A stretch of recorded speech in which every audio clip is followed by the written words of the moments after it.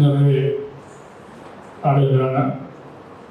വർഷങ്ങളായിട്ട് നമ്മൾ പ്രൊമോട്ട് ചെയ്യുന്ന ഒരു കാര്യമാണ് ഈ രൂപതയോട് ബന്ധപ്പെട്ട സാധാരണക്കാരായ ആളുകളുടെ ആവശ്യങ്ങൾ വരുമ്പോൾ അതിനുള്ള ഒരു വലിയ സൗകര്യങ്ങളൊന്നുമില്ല. ഉള്ള സൗകര്യം രൂപത കേന്ദ്രത്തിനകത്ത് തന്നെ നമ്മൾ കൊടുക്കണം എന്നുള്ളത്. അതുകൊണ്ടാണ് ഇവിടെ വെച്ച് നിരവധിയായ സമ്മേളനങ്ങൾ നമ്മൾ നടത്തുന്നത്. അതിലേറ്റവും പ്രധാനപ്പെട്ട ഒരു മീറ്റിംഗാണ് ഇന്നത്തേത്. നമ്മളുടെ സോഷ്യൽ സർവീസ് വെൽഫെയർ സൊസൈറ്റിയുടെ കാര്യസ്ഥതയിൽ നമ്മൾ നടത്തുന്ന അനേകം കാര്യങ്ങളിൽ ഒന്നാണ് ക്യാൻസർ ബോധവൽക്കരണം, അല്ലെങ്കിൽ ലഹരി വിരുദ്ധ നിലപാട് പ്രസിദ്ധീകരണം തുടങ്ങിയവയെല്ലാം. അങ്ങനെയുള്ള കാര്യങ്ങളിലൊക്കെ നിങ്ങളെപ്പോലെയുള്ള കോർഡിനേറ്റേഴ്സ് അല്ലെങ്കിൽ പ്രൊമോട്ടേഴ്സ് ഉണ്ടെങ്കിൽ മാത്രമേ കാര്യം നടക്കുകയുള്ളൂ. പരിശുദ്ധ പിതാവ് ഒരിക്കല് പരിശുദ്ധ പിതാവിൻ്റെ സംരക്ഷകരായിട്ട് കൂട്ടത്തിലുള്ള പോലീസുകാരെ കുറിച്ച്, സ്വിസ് ഗാർഡ്സ് എന്ന് പറയുന്ന അവരെ കുറിച്ച് പറയുകയുണ്ടായി. നിങ്ങളുടെ ശുശ്രൂഷ ആക്രിത്തർ എന്ന ഫിദലിത്തർ, രണ്ട് ലത്തീൻ വാക്കുകളാണ് പരിശുദ്ധ പിതാവ് ഉപയോഗിച്ചത്. കൂടുതൽ വേഗത്തിലും കൂടുതൽ വിശ്വസ്തതയും. വലിയ VIPസിൻ്റെ ഒക്കെ ബോഡി ഗാർഡ്സ് അവരെല്ലാം ഉദ്ദേശിച്ചാണ് പരിശുദ്ധ പിതാവ് പറയുന്നത്. കൂടുതൽ ചടുലതയിലും കൂടുതൽ വിശ്വസ്തതയിൽ. അതാണ് സോഷ്യൽ വെൽഫെയർ സൊസൈറ്റി ഇതുപോലുള്ള കാര്യങ്ങളിലേക്ക് ഇറങ്ങുമ്പോൾ നമ്മളുടെ ആഗ്രഹവും അതാണ്. ഇതിൻ്റെ പ്രൊമോട്ടേഴ്സും ഇതിൻ്റെ കോർഡിനേറ്റേഴ്സും അതിനെ ആശയങ്ങൾ കൊടുക്കുന്നവരുമെല്ലാം കൂടുതൽ വിശ്വസ്തയോടുകൂടി, കൂടുതൽ കാര്യക്ഷമതയോടുകൂടി ഈ പ്രസ്ഥാനത്തെ വിജയിപ്പിക്കുക, അതിനുവേണ്ടി സമയം ചെലവഴിക്കുക എന്നത്. നമ്മളുടെ നിരവധിയായ ശുശ്രൂഷകളിൽ സോഷ്യൽ സർവീസിന് പ്രസക്തമായ ഒരു മുഖമുണ്ട്. ഈശോയുടെ രക്ഷാകര പദ്ധതിയുടെ തുടർച്ചയാണ് സാമൂഹ്യക്ഷേമ പ്രവർത്തനങ്ങൾ. സഭയെന്നും സാമൂഹ്യക്ഷേമ പ്രവർത്തനങ്ങളിൽ അവിടെ ചേർത്ത് നിർത്തുന്നതിൻ്റെ കാര്യവും അതുതന്നെയാണ്. ഈശോ നടത്തിയ പരസ്യ ശുശ്രൂഷ പ്രാർത്ഥിച്ചും പഠിപ്പിച്ചും രോഗികളെ സുഖപ്പെടുത്തിയും ഈശോ കടന്നുപോയി. അതിൻ്റെ തുടർച്ചയാണ് സന്നദ്ധ സംഘടനകൾ നടത്തുന്ന ഇത്തരം ജീവകാരുണ്യ പ്രവർത്തനങ്ങൾ. അതുകൊണ്ട് അടിസ്ഥാനപരമായിട്ട് നമ്മളൊരു ഗോസ്പൽ മിനിസ്ട്രിയാണ് ഇതുവഴി ലക്ഷ്യം വെക്കുന്നത്, അല്ലെങ്കിൽ ഇതുവഴി ഉദ്ദേശിക്കുന്നത്. ക്യാൻസർ വളരെ വ്യാപകമായ രീതിയിൽ ഇന്ന് ജനങ്ങളെ കാർന്നു തിന്നുന്നുണ്ട്. ഞാൻ ഈ അടുത്ത നാളിലൊരു ഹിന്ദു പേപ്പറിലാണ് തോന്നുന്നത് ലേഖനത്തിൻ്റെ ഭാഗമായിട്ട് കണ്ടു. 100 പേര്, നമ്മളിപ്പോൾ ഇവിടെ തന്നെ ഇരിക്കുന്നു, നമ്മൾ 100 പേരെ മാറ്റി നിർത്തി ഈ ഡോക്ടർ ജോഫിൻ നല്ലൊരു ചെക്കപ്പ് നടത്തിയാൽ നമ്മൾ 90 പേർക്കും ക്യാൻസർ ഉണ്ടായിരിക്കുമെന്നാണ്. അത്ര വ്യാപകമായിട്ട് ഇന്ന് ഈ രോഗമുണ്ട്. നമ്മൾ പരിശോധനയ്ക്ക് വിധേയരാകാണ്ടും സാരമില്ല എന്ന് കരുതിയും കുറച്ച് നാളുകൂടെ മുമ്പോട്ട് പോകാം എന്ന് വിചാരിച്ചും എല്ലാം നമ്മളുടെ ഒരു പൊതു മനസ്സങ്ങനെയാണ് എല്ലാവരുടെയും. സാരമില്ലായിരിക്കും, കുറച്ചുകൂടെ കഴിയട്ടെ, അല്ല പിന്നീടാകട്ടെ, അങ്ങനെയുള്ള ഒരു മനസ്ഥിതി നമുക്ക് പൊതുവെ ഉണ്ട്. ഈ മിഡിൽ ട്രാവൻകൂറിലെ, മധ്യ തിരുവിതാംകൂറിലെ ആളുകൾക്ക് കുറച്ചുകൂടെ ഉണ്ട്. പറഞ്ഞാൽ നമുക്ക് വീടിനുള്ളിൽ നിന്നൊക്കെ സൗഖ്യം കിട്ടും, പരിശോധനയിൽ പോകേണ്ട, അങ്ങനെയുള്ള ഒരു മനസ്ഥിതി ഉള്ളതുകൊണ്ടും നമ്മൾ അറിയാതെയും ഈ രോഗത്തിൽ പെട്ടു പോകുന്നു. വേൾഡ് ക്യാൻസർ ഡേ പോലെയുള്ള അനുസ്മരണ ദിനങ്ങൾ വരുമ്പോൾ അവരുടെ ഒരു മോട്ടോ ആയിട്ട് എടുത്തിട്ടുള്ളത് united by unique. United by unique. നമുക്ക് ഒരുമിച്ചായിരിക്കാം നമ്മളുടെ യുണീക്ക്നെസ് കൊണ്ട്, നമ്മളുടെ തനിമയാകുന്ന ശുശ്രൂഷകൾ കൊണ്ട്. ഇവിടെ വളരെ പേഴ്സണലൈസ്ഡ് ആയിട്ടുള്ള ആ ഒരു യുണീക്ക്നെസ് ആണ് നമുക്ക് വേണ്ടത്. വളരെ കെയർഫുൾ ആയിട്ടുള്ള കാര്യങ്ങളാണ് നമുക്ക് അത്യാവശ്യമായിട്ടുള്ളത്. മാർപ്പാപ്പായും ആശുപത്രിയിലാണ്. മാർപ്പാപ്പായുടെ രോഗം കുറയുന്നതിന് വേണ്ടി ലോകം മുഴുവൻ പ്രാർത്ഥിച്ചുകൊണ്ടിരിക്കുകയാണ്. മാർപ്പാപ്പായി പലതവണ പറഞ്ഞിരുന്നു, നമുക്ക് എല്ലാവരുടെയും രോഗം ഭേദമാക്കാൻ പറ്റില്ല, എന്നെങ്കിലും എല്ലാവരും മരിക്കണം. എല്ലാവരുടെയും രോഗം ഭേദമാക്കാൻ നമുക്ക് പറ്റില്ല. പക്ഷേ എല്ലാവരുടെയും രോഗത്തെ വളരെ പ്രാർത്ഥനാപൂർവം, കെയർഫുൾ ആയിട്ട്, പ്രയർഫുൾ ആയിട്ട് സമീപിക്കാൻ വൈദ്യന്മാർക്കും നഴ്സുമാർക്കും എല്ലാം ഉത്തരവാദിത്തമുണ്ട്. അതിനോട് ചേർന്നാണ് ഈ പ്രൊമോട്ടേഴ്സും കോഓർഡിനേറ്റേഴ്സും എല്ലാം പ്രവർത്തിക്കേണ്ടത്. എല്ലാ രോഗങ്ങളും നമുക്ക് ഭേദമാക്കാൻ പറ്റില്ല, പക്ഷെ എല്ലാ രോഗങ്ങളുടെയും നേർക്ക് നമുക്കൊരു നല്ല സമീപനം ഉണ്ടായിരിക്കണം. ശുശ്രൂഷയിലൂടെ, നല്ല വാക്കുകളിലൂടെ, അല്ലെങ്കിൽ സാധ്യമായ മരുന്നുകളിലൂടെ ഒക്കെ. പലതരത്തിൽ ക്യാൻസർ നമ്മെ അഫക്റ്റ് ചെയ്യും. എല്ലാവർക്കും തന്നെ ഇവിടെ സൂചിപ്പിച്ചു. നമ്മുടെ ഭക്ഷണക്രമത്തിൽ നിന്ന്, അല്ലെങ്കിൽ മറ്റ് ഹെറിഡിറ്ററി ആയിട്ടുള്ള രീതിയിലുമൊക്കെ ഈ രോഗങ്ങൾ ഉണ്ടാകാം. ക്യാൻസർ ജീവന്റെ ഒരു കോമൺ ശത്രുവാണ്. നമ്മുടെ എല്ലാവരുടെയും ഒരു എനിമിയാണ്. ഈ സിക്നസ് നമ്മുടെ നിരാശയിലേക്ക് കൊണ്ടുപോകുകയാണ്. സഭാഗമാനം ജൂബിലി അനുസ്മരണ വർഷത്തിലാണ് പരിശുദ്ധ പിതാവ് നമ്മെ പഠിപ്പിക്കുന്നത്. പ്രത്യാശ നമ്മെ നിരാശപ്പെടുത്തുന്നില്ല. ജൂബിലി വർഷത്തിന്റെ മോട്ടോ അതാണ്, പ്രത്യാശ നമ്മെ നിരാശപ്പെടുത്തുന്നില്ല.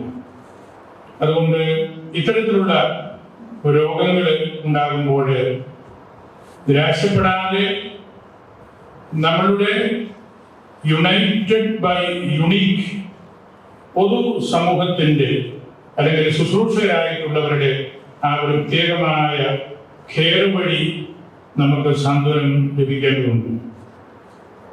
Cancer is a formidable advisory.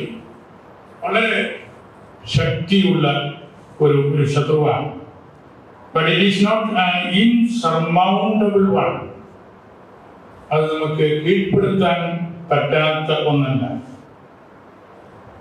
നമ്മളുടെ ആ രോഗത്തെ നമ്മൾ എങ്ങനെ സ്വീകരിക്കുന്നു, അല്ലെങ്കിൽ സമൂഹത്തിൽ ഇത് വന്നവരെ നമ്മൾ എങ്ങനെ കാണുന്നു എന്നതനുസരിച്ചാണ് അതിൻ്റെ പ്രത്യേകതയും, അല്ലെങ്കിൽ ഇന്ന് ഈ സമൂഹം നിലനിൽക്കുന്നത് ഒരു പരിധിവരെ അത്തരത്തിലുള്ള സമീപനം കൊണ്ടാണ്.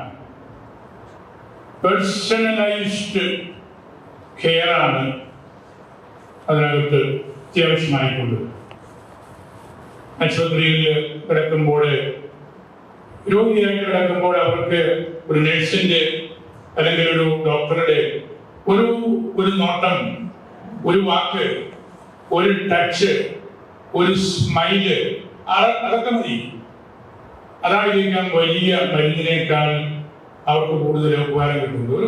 ഒരു പുഞ്ചിരി ഒരു രോഗിയെ കാണുമ്പോൾ, അല്ലെങ്കിൽ ഒരു വാക്കെന്ന് പറയുന്നു, അല്ലെങ്കിൽ ഇമ്പ്രൂവ്മെന്റ് ഉണ്ട്, അങ്ങനെയൊക്കെയുള്ള ഒരു സാന്ത്വനം കൊടുക്കുമ്പോൾ അതാണ് അവർക്ക് ഏറ്റവും അത്യാവശ്യമായിട്ടുള്ള മരുന്ന് എന്ന് നമുക്ക് എല്ലാവർക്കും അറിയാം.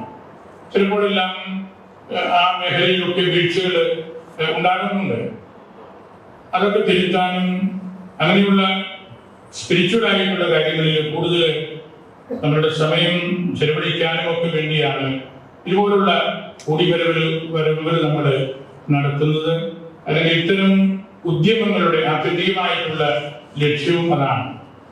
വളരെ വ്യക്തിപരമായിട്ടുള്ള സമീപനങ്ങളും വാക്കുകളും ആണ് നല്ലൊരു ക്വാളിറ്റി നിലവാരം പുലർത്തുന്ന ഒരവസ്ഥയിലേക്ക് ഒരു വ്യക്തിയെ അല്ലെങ്കിൽ ഒരു സമൂഹത്തെ കൊണ്ടുപോകുന്നു.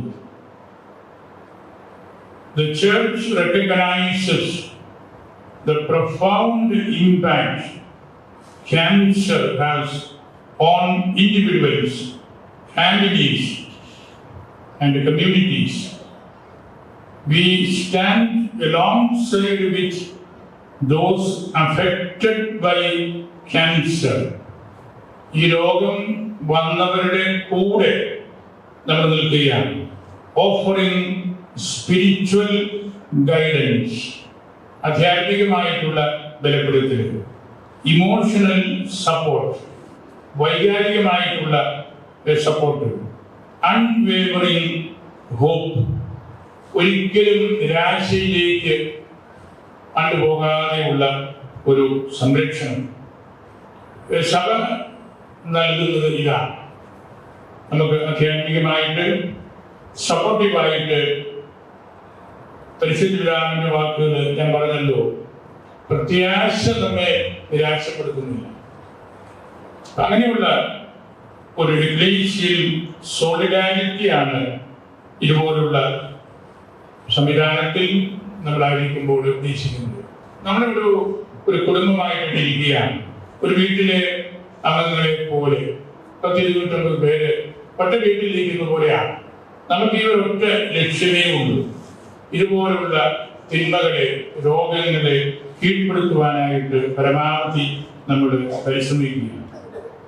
We are committed to providing compassionate care that addresses the physical, emotional, and spiritual needs of those battling cancer.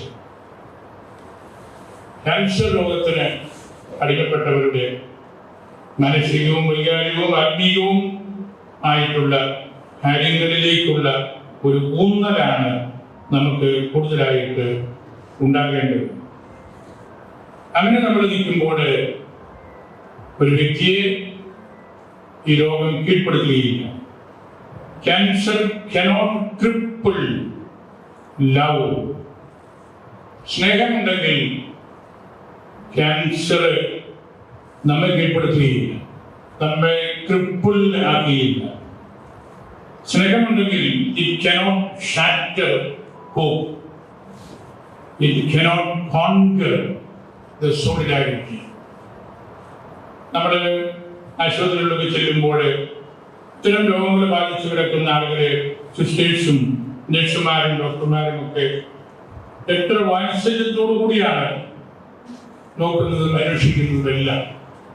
എനിക്ക് വിസ്മയം തോന്നിയിട്ടുണ്ട്. നമ്മള് ഒരു വീട്ടിൽ, നമ്മുടെയൊക്കെ വീടുകളിൽ നല്ലതാണ്, മാതാപിതാക്കളെയും എല്ലാം നമ്മൾ തന്നെ അതുപോലെ പരിചരിക്കുന്ന ഒരു പാരമ്പര്യം നമുക്കുണ്ട്. എങ്കിലും ഇവര് ചെയ്യുന്ന ശുശ്രൂഷകള്, ഡോക്ടർമാര്, നഴ്സുമാര്, അതുപോലെ നിഷ ജോസ്, അവരുടെ പബ്ലിക് ലൈഫിൽ അവർ പ്രൊമോട്ട് ചെയ്യുന്ന വാല്യൂ സിസ്റ്റം, അത് ഒരുപാട് കുടുംബങ്ങളെ കൺസോളിഡേറ്റ് ചെയ്യുന്നുണ്ട്, കൂട്ടിപ്പിടിപ്പിക്കുന്നുണ്ട്. അവർക്കൊരു ധൈര്യം പകരാനായിട്ട് അത്തരം പ്രവർത്തനങ്ങൾക്ക് ശക്തിയുണ്ട്. അത് പ്യൂർലി മെഡിക്കൽ അല്ല, വളരെ ഹ്യൂമൻ ആൻഡ് സ്പിരിച്വൽ ആയിട്ടുള്ള ഇടപെടലുകളാണ്. അപ്പൊ അത്തരം സമീപനങ്ങളെല്ലാം നമ്മൾ പലിയേറ്റീവ് കെയറിലാണെങ്കിലും വീട്ടിലാണെങ്കിലും വലിയ ഹോസ്പിറ്റലിലാണെങ്കിലും പോസിറ്റീവായിട്ടുള്ള രീതിയിൽ നമ്മൾ ഇത്തരം കാര്യങ്ങളെ കണ്ട് വിലയിരുത്തുമ്പോഴാണ് സമൂഹത്തിന് പിടിച്ചു നിൽക്കാൻ പറ്റുന്നത്. അല്ലെങ്കിൽ നമ്മൾ തകർന്നു പോകും. ഈ നാടുകളിൽ മാധ്യമങ്ങളിലൊക്കെ മറ്റൊരു കാലത്തും കണ്ടിട്ടില്ലാത്ത വിധത്തില് മദ്യവും മയക്കുമരുന്നും നടത്തുന്ന ഇടപാടുകൾ വിസ്മയം തോന്നും. ഒരു മനുഷ്യന് എങ്ങനെ ഇതുപോലെ പ്രവർത്തിക്കാൻ പറ്റുമെന്ന് പരിശുദ്ധ ഒരു മാസം മുമ്പ് പറഞ്ഞിരുന്നു. ഈ ലഹരി ഉപയോഗിക്കുന്നവർ ദേ ആർ ക്രിമിനൽസ് എന്ന പരിശുദ്ധ പറഞ്ഞപ്പോൾ അതൊരു കടന്നു വാക്കാണോ എന്ന് ഞാൻ ആ പ്രസംഗം കേട്ടപ്പോൾ മനസ്സിലാക്കുന്നു. പക്ഷേ ഈ 1-2 ആഴ്ചകളിൽ നമ്മുടെ സംസ്ഥാനത്ത് നടക്കുന്ന കാര്യങ്ങൾ ക്രിമിനൽസ് എന്നുള്ള വാക്ക് പോലും പോരാ. ഇതുമാത്രം കാര്യങ്ങളാണ്, എത്ര ജീവനാണ് എടുക്കപ്പെടുന്നത്. അതെല്ലാം ഈ മദ്യത്തിന്റെ ഒരു തരത്തിലുമുള്ള കൺട്രോള് വരുത്താൻ പറ്റാതെ നിൽക്കുന്ന സാഹചര്യങ്ങളാണ്. അവരെ നമുക്ക് ഉൾക്കൊള്ളാൻ പറ്റുന്നില്ല. യുവാക്കന്മാര് പ്രത്യേകിച്ച് മദ്യവും മയക്കുമരുന്നും ഉപയോഗിക്കുന്നവര് ഈ കൊലപാതകം നടത്തുന്നത് മാത്രമല്ല, എത്രയോ കുടുംബങ്ങളുടെ ഫിസിക്കലായിട്ടുള്ള കാര്യങ്ങൾ അവർ തകർത്ത് കളയുന്നു. വീട് തകർക്കുന്നു, അലമാരികൾ തകർക്കുന്നു, ഉപകരണങ്ങൾ പൊട്ടിക്കുന്നു. ഒരു വീട്ടിൽ ഒരു മദ്യപാനി ഉണ്ടെങ്കിൽ 20 പേരുടെയെങ്കിലും ജീവിതം കൊലപ്പെടുത്തുമെന്നാണ് പഠനം. 20 പേരെയെങ്കിലും അത് ബാധിക്കും. അതുപോലെയാണ് നമുക്ക് ഇന്ന് സമൂഹത്തിൽ ഉണ്ടായിക്കൊണ്ടിരിക്കുന്ന തിന്മകൾ. അതിനെയൊക്കെ ചെറുത്തു നിൽക്കുന്നതിനും അവിടെയൊക്കെ നമുക്കൊരു സാന്ത്വനം നൽകുന്നതിനും വേണ്ടിയാണ് നമ്മളുടെ സോഷ്യൽ സർവീസും അല്ലെങ്കിൽ ഇതുപോലുള്ള സുവിശേഷ സന്ദേശം നൽകുവാനുള്ള ആറ്റിറ്റ്യൂഡ്സ് ഉള്ള സംഘടനകളും ഒക്കെ മുമ്പോട്ട് വരുന്നതും അവര് മനസ്സിൽ കൊണ്ടുനടക്കുന്ന കാര്യങ്ങളും. ഈ മദ്യം, മയക്കുമരുന്ന്, ക്യാൻസർ അതിനെയൊക്കെ പ്രതിരോധിക്കുവാനുള്ള ശക്തി കുറഞ്ഞു പോകുന്നു എന്നത് സങ്കടകരമായ ഒരു കാര്യമാണ്. നമ്മൾ കൂടുതൽ ശക്തിയോടുകൂടി അതിലേക്ക് ഇടപെടണം. സമൂഹം ഒറ്റക്കെട്ടായിട്ട് നിൽക്കണം. നമ്മളുടെ സഭയുടെ ആരംഭകാലം നമുക്കറിയാമല്ലോ, പൊതു മുതലായിരുന്നു എല്ലാം. സ്വകാര്യ വസ്തുക്കൾ എന്ന് പറഞ്ഞ് ഒന്നുമില്ല.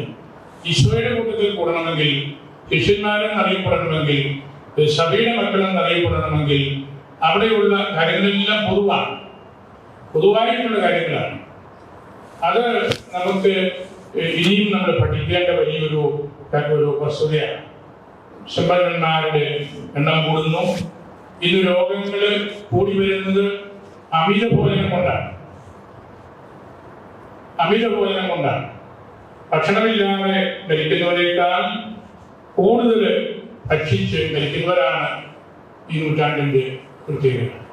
അവിടെയൊക്കെ നമുക്കൊരു ബാലൻസിങ് എങ്കിലും കൊണ്ടുവരാനായിട്ട് സാധിക്കണം. ഞാൻ പലപ്പോഴും കല്യാണവും അതുപോലുള്ള വിരുന്നുകളും ഒക്കെ വരുമ്പോൾ പറയാറുണ്ട്, നമുക്ക് 3-4 ഐറ്റംസ്, മാംസം, മീന്, മുട്ട, അതിനൊന്നും ആവശ്യമില്ല. നമുക്കൊരു ആഘോഷം മനസ്സിലാക്കാൻ ഒരു വീട്ടിൽ വളരെ അപൂർവമായിട്ടൊക്കെ വരുന്നതാണ്. അതിനോടൊക്കെ നമുക്കൊരു ബാലൻസ്ഡ് ആയിട്ടുള്ള സമീപനം പുലർത്താനായിട്ട് സാധിക്കണം. എല്ലാവരും ഫ്രാൻസിസ് ശിശുമാരോ എല്ലാവരും യോഹന്നാൻ നാമധാരന്മാരോ ഒന്നും ആകേണ്ട. അത് ദൈവം ആഗ്രഹിക്കുന്നില്ല അങ്ങനെ നമ്മളെല്ലാവരും അതുപോലെ ആയിരിക്കണമെന്ന്. പക്ഷേ അവര് പഠിപ്പിച്ച് ജീവിച്ച ആ കാര്യത്തിലേക്കുള്ള ഒരു ശ്രദ്ധ നമുക്കുണ്ടായിരിക്കണം. അപ്പോഴാണ് നമുക്ക് ഭക്ഷണത്തെ നിയന്ത്രിക്കാൻ പറ്റുന്നത്. അല്ലെങ്കിൽ ഇതുപോലുള്ള സാമൂഹിക തിന്മകൾ ഉണ്ടാകുമ്പോൾ അതിനെതിരെ നിൽക്കാനും സംസാരിക്കാനും ഒക്കെ നമുക്ക് ധൈര്യം കിട്ടുന്നത്. നമ്മുടെ നോമ്പ് കാലത്തേക്ക് കിടക്കുകയാണ്. വലിയ നോമ്പ്, റംബ. അതിന് നമ്മൾ ഈ കാര്യങ്ങളെല്ലാം ഭക്ഷണം, ഹനിയും, ആധ്യാത്മിക കാര്യങ്ങൾ എല്ലാം നമ്മൾ ശ്രദ്ധിക്കുകയും കൂടുതലായിട്ട് നമ്മുടെ വീടുകളിൽ സുവിശേഷം വായിക്കുകയും ഒന്നിച്ചിരുന്ന് ഉള്ള ഭക്ഷണം കഴിക്കുകയും വർത്തമാനം പറയുകയും ആ കാര്യങ്ങളൊക്കെ നമ്മൾ ചെയ്യണം. നമ്മൾ മറന്നുപോയ ഒരുപാട് കാര്യങ്ങളുണ്ട്. പണ്ടൊക്കെ നമ്മുടെ വീടുകൾക്ക് വലിയ തിണ്ണയുണ്ടായിരുന്നു. എല്ലാവരും അറിയാവോ? അതിൽ നടന്നു പോകുന്നവര് അയൽപക്കത്തോടൊക്കെ വരുമ്പോൾ ആ തിണ്ണയിലിരുന്ന് വർത്തമാനം പറഞ്ഞ് ഒരു വലിയ സോഷ്യലൈസേഷന്റെ ഒരു ബന്ധം സ്ഥാപിക്കാൻ വേണ്ടിയാണ് നല്ല തിണ്ണയുള്ള വീടുകൾ. അപ്പോൾ നമുക്ക് എല്ലാം മനുഷ്യരുമായിട്ട് നല്ല ബന്ധമുണ്ട്, കോണ്ടാക്ട്സ് ഉണ്ട്. നമ്മൾ കുടിക്കാൻ കൊടുക്കുന്നു, മോരും വെള്ളം കൊടുക്കുന്നു, ഇങ്ങനെയുള്ള ആ ഒരു വലിയ പശ്ചാത്തലത്തിൽ വളർന്നു വന്നവരാണ് നമ്മളിൽ മുതിർന്നവരൊക്കെ. ഇപ്പോൾ അതെല്ലാം മാറി ഓരോരുത്തരും അവരുടെ മുറിയിൽ കയറി കഥകടച്ചിരുന്ന് മൊബൈൽ കാണുന്നു, സിനിമ കാണുന്നു. അങ്ങനെയൊക്കെയുള്ള ആ ഒരു പശ്ചാത്തലത്തിലാണ് ഈ ക്രിമിനൽസ് ഒക്കെ രൂപപ്പെടുന്നത്. നമ്മൾ അതിനെയൊക്കെ മാതാപിതാക്കൾ ശ്രദ്ധിക്കണം, വൈദികർ ശ്രദ്ധിക്കണം, അയൽപക്കക്കാരും തമ്മിൽ നല്ല സ്നേഹബന്ധത്തിൽ ഏർപ്പെടണം. എങ്കിൽ മാത്രമേ നമുക്ക് ഇതുപോലുള്ള തിന്മകളെ കീഴ്പ്പെടുത്താനും നമ്മളുടെ മനുഷ്യജീവിതത്തിന്റെ ആധ്യാത്മികമായ മാനങ്ങൾ കണ്ടെത്താനും നമുക്ക് സാധിക്കുകയുള്ളൂ. അതിനുവേണ്ടി നമ്മൾ നടത്തുന്ന ശുശ്രൂഷകളിൽ ഒന്നാണ് PSWS വഴി ഇതുപോലെ മനുഷ്യ കേന്ദ്രിതമായ സാധാരണക്കാർക്ക് ഉപകാരം കിട്ടുന്ന പ്രോജക്ട്സിലേക്ക് കൂടുതൽ ഇറങ്ങാൻ നമ്മളെ പ്രേരിപ്പിക്കുന്നതും അതിനുവേണ്ടി നമ്മൾ പരിശ്രമിക്കുന്നതും. അതിൻ്റെ ഒരു പശ്ചാത്തലത്തിലാണ് നമ്മുടെ ആശുപത്രിയും ക്യാൻസർ ഇൻസ്റ്റിറ്റ്യൂട്ടും ഒക്കെ നമ്മൾ രൂപകൽപ്പന ചെയ്യുന്നത്. അതുപോലെ മറ്റു കാര്യങ്ങളെല്ലാം ഞാൻ അതിലേക്ക് ഇറങ്ങി കൂടുതൽ സമയമെടുക്കുന്നില്ല. നമുക്ക് നല്ല ഹെൽത്തിയർ ആയിട്ടുള്ള ഒരു സമൂഹത്തെ എല്ലാ അർത്ഥത്തിലും ഒക്കെ ക്യാൻസർ മാറിയതുകൊണ്ട് മാത്രം നമ്മൾ ഹെൽത്തിയർ ആകുന്നില്ല. ഹെൽത്തിയർ ആകണമെങ്കിൽ നമ്മൾ നല്ല വാല്യൂസിൽ നമ്മൾ ആഴപ്പെടണം, നല്ല മനുഷ്യത്വം നമുക്ക് വേണം, നല്ല ദൈവവിചാരം നമുക്കുണ്ടാകണം. അങ്ങനെയുള്ള വഴികളിലൂടെ കൂടുതൽ വളരാൻ നമുക്കിടയാകട്ടെ. സോഷ്യൽ സർവീസ് നടത്തിക്കൊണ്ടിരിക്കുന്ന എല്ലാ കാര്യങ്ങളെയും ഞാൻ കൃത്യമായി ഓർക്കുന്നു. അവിടെ വലിയ പ്രസ്ഥാനങ്ങൾ അനേകം ഈ നാടുകളിൽ ഇതിന്റെ കാര്യസ്ഥന്മാരെ കൊണ്ടുവന്നു. അവരുടെ നമ്മുടെ ഇമാനുവലിസ്റ്റ് മാത്രമേ നേരിട്ട് അതുമായിട്ട് ബന്ധപ്പെടുന്നവരെ വൈദികരുള്ളൂ. മറ്റുള്ള സാറന്മാരെല്ലാം അതിനോട് ബന്ധപ്പെട്ട സ്റ്റാഫും കൂടി ഇവിടെ ഉണ്ട്. അവരുടെ ഒരു വലിയ ചിന്തയുടെയും പഠനത്തിന്റെയും ഫലമായിട്ടാണ് നമ്മുടെ കരൂര് ഇൻഡസ്ട്രിയൽ എസ്റ്റേറ്റ് കേന്ദ്രമാക്കി വലിയ നിർമ്മാണ പ്രവർത്തനങ്ങൾ നടത്തുന്നത്. അത് സാധാരണക്കാർക്ക് വേണ്ടിയാണ്, നമ്മുടെ കാർഷിക ഉൽപ്പന്നങ്ങൾ എടുക്കാൻ വേണ്ടിയാണ്, നല്ല വിലയ്ക്ക് എടുക്കാൻ വേണ്ടിയാണ്, കൃഷിക്കാർക്ക് നല്ല സമ്പാദ്യം ഉണ്ടാകാൻ വേണ്ടിയാണ്. വാല്യൂ ആഡഡ് പ്രൊഡക്ട്സ് വഴി അത് എല്ലാവർക്കും കൂടുതൽ നല്ല രീതിയിൽ ഉപകാരപ്പെടുത്താൻ വേണ്ടിയാണ്. കൂടുതൽ ജോലി സാധ്യതകൾ അവിടെ ചെറുപ്പക്കാർക്ക് എന്ത് പഠിപ്പുള്ള ആളുകൾക്ക് ഒരു ജോലിയുമില്ലാതെ ഇനിയുമുണ്ട്. അങ്ങനെയുള്ള ഒരു മൾട്ടി പർപ്പസ് അതുകൊണ്ടാണ് നമ്മൾ ആശുപത്രി ഒരുപാട് മെനക്കെട്ട് അത് ഒന്നും പൂർത്തിയായിട്ടില്ല. ഇനിയും ഒരുപാട് കാര്യങ്ങൾ ചെയ്യാനുണ്ട്. 2200 പേർക്ക് നമുക്ക് ഇതിനോട് ജോലി കൊടുക്കാൻ പറ്റി. ഇതിന്റെ ഒരു വർഷം മാത്രം ഞാൻ പറഞ്ഞത് 2200 സ്റ്റാഫുണ്ട് നമ്മുടെ യൂണിവേഴ്സിറ്റിയിൽ. ഒരു സർക്കാർ നോക്കിയാൽ പോലും എളുപ്പത്തിൽ പറ്റുന്ന കാര്യമല്ല. നമ്മളത് എല്ലാവരും കൂടെ ഒന്നിച്ച് പരിശ്രമിച്ച് നിങ്ങളെല്ലാവരും അതിൽ പങ്കാളികളാണ്. എല്ലാ ഇടവുകളും അതിൽ പങ്കാളിത്തം വഹിച്ചിട്ടുണ്ട്. അങ്ങനെയാണ് നമ്മളത് ബിൽഡപ്പ് ചെയ്ത് കൊണ്ടുവരുന്നത്. അങ്ങനെ നമുക്ക് ജോലി കൊടുക്കാനും ആ ജോലി എന്ന് പറയുന്നത് നമ്മളുടെ ആളുകളുടെ ആരോഗ്യം സംരക്ഷിക്കാൻ വേണ്ടിയാണ്.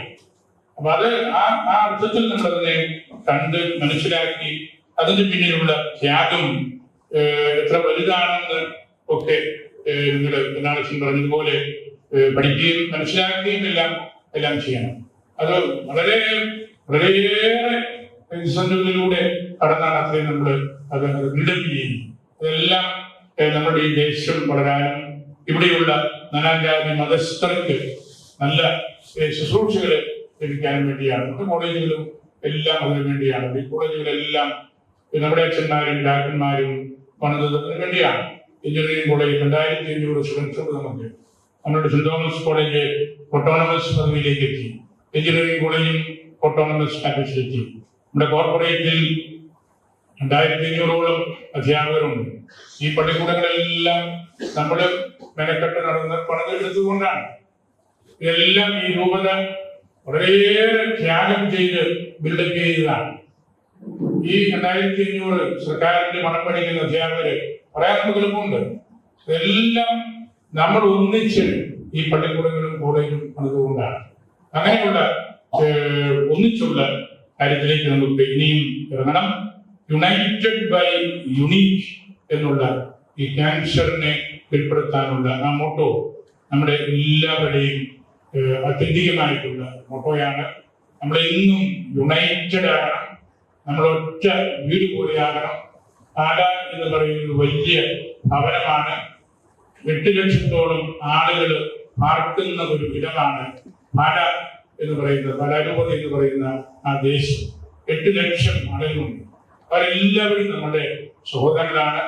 അവരെ സംരക്ഷിക്കുക എന്നുള്ള ആ വിശാല സമൂഹത്തോടുള്ള ഉത്തരവാദിത്വം കൂടെ പരിഗണനയിൽ എടുത്തുകൊണ്ടാണ് ഇതുപോലുള്ള ശുശ്രൂഷകളിൽ നമ്മൾ ഏർപ്പെടുന്നത്. അതിൽ സോഷ്യൽ സർവീസ് നിർണായകമായ പങ്ക് വഹിക്കുന്നുണ്ട്. ആരോഗ്യപരമായ കാര്യത്തിലേക്ക് വരുമ്പോൾ മെഡിസിറ്റി നല്ല ശുശ്രൂഷകൾ നൽകുന്നുണ്ട്. ഞങ്ങളെല്ലാവരെയും പ്രത്യേകമായിട്ട് ഓർക്കുന്നു. ഈ 2 കാര്യങ്ങളും ഈ ശുശ്രൂഷകളിൽ നിങ്ങൾ മുമ്പോട്ട് വരാന് നിങ്ങളെ പ്രൊമോട്ടേഴ്സ് അല്ലെങ്കിൽ കോഓർഡിനേറ്റേഴ്സ് എന്നെല്ലാം വിളിക്കുന്നത് അക്കാര്യം കൊണ്ടാണ്. അതുപോലെ തന്നെ ഈ മദ്യ ലഹരി വിപത്തിനെതിരായിട്ടുള്ള നിങ്ങളുടെ അവർ ശക്തമായ ഫോറം, അതിൻ്റെ ലഹരി വിരുദ്ധ പ്രബോധനങ്ങൾ, അതിനുവേണ്ടി നിങ്ങൾ എടുത്തിട്ടുള്ള യജ്ഞങ്ങൾ, അതിൽ വിജയിച്ചവർക്കുള്ള സമ്മാനങ്ങളൊക്കെയാണല്ലോ ഇനി എടുക്കാൻ പോകുന്ന കാര്യങ്ങൾ.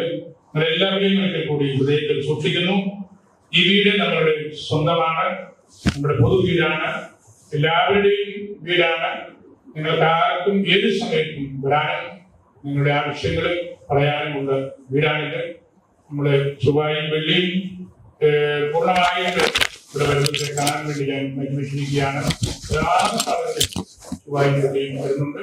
വരുന്ന ആളുകളുടെ ആവശ്യങ്ങളെല്ലാം നമ്മളതിനുള്ള ചെറിയൊരു പരിശ്രമം നടത്തുന്നത് മാത്രമേ ഉള്ളൂ. കാണുകയും കേൾക്കുകയും ചെയ്യുക എന്നുള്ള ആ ഭാഗമാണ് നമ്മൾ കൂടുതൽ ചെയ്യാനായിട്ട് പരിശ്രമിക്കുന്നു. ഇന്ന് ഈ വീട്ടിൽ ആയിരിക്കുന്നതിലുള്ള സന്തോഷം ഞാൻ വീട്ടിൽ കൂടി അറിയിക്കുന്നു. ഈ വലിയ സമ്മേളനം ഔപചാരികമായിട്ട് ഉദ്ഘാടനം ചെയ്തതായി അറിയിച്ച് എന്റെ വാർത്തകൾ